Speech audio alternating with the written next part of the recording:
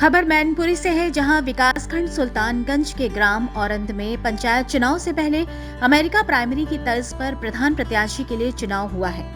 वहीं इसके लिए बाकायदा बैलेट पेपर छपवाए गए। दरअसल ग्राम पंचायत औरंद के बुजुर्गों का कहना है कि कई प्रत्याशी चुनावी मैदान में उतरेंगे, लेकिन सभी जीत हासिल नहीं कर पाएंगे।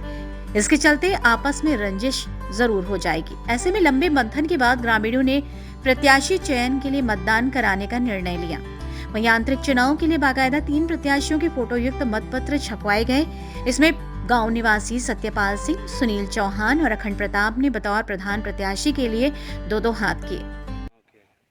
क्या प्रक्रिया रही है, किस तरीके से आप लोग ने चिन्हित किया प्रत्याशी, उद्देश्य क्या रहा? हमारे यहाँ प्रक्रिया बिल्कुल उस तरीके से हुई जिस तरीके से चुनाव प्रक्रिया होती है। बिल्कुल निष्पक्षता के साथ चुनाव हुआ। गांव ने, मैनेजमेंट ने अपना ठीक तरीके से कराया। प्रत्याशियों ने उनका पूरे तरीके से सहयोग किया।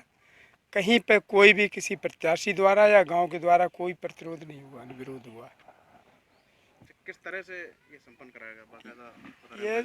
बता दें कि सोमवार दोपहर 1 बजे तक 5 स्थानों पर चले मतदान में कुल 1138 ग्रामीणों ने प्रधान प्रत्याशी के चयन के लिए मतदान किया। वहीं शाम तक गांव स्थित मंदिर पर वोटों की गिनती की गई। इसमें अखंड प्रताप को 724, सत्यपाल को 384 और सुनील चौहान को केवल 30 मत प्राप्त हुए। इसके बाद गांव के बुजुर्गों ने अखंड प्रताप को प्रधान प्रत्याशी चुने जाने का निर्णय लिया है। वहीं आगे उन्होंने कहा कि इस चुनाव नतीजे के विरुद्ध अगर कोई प्रधानी चुनाव लड़ता है तो उसका बहिष्कार किया जाएगा। क्या था, चुनाव बहुत अच्छा हुआ, बिल्कुल शांतिजनक हुआ, कोई विवाद नहीं, कोई कुछ नहीं, आराम से पूरे गांव। उद्देश्य क्या रहा?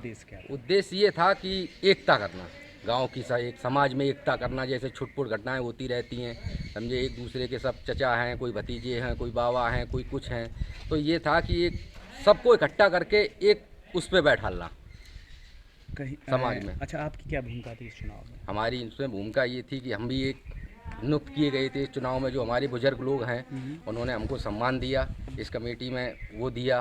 बुजुर्गों का बहुत इसमें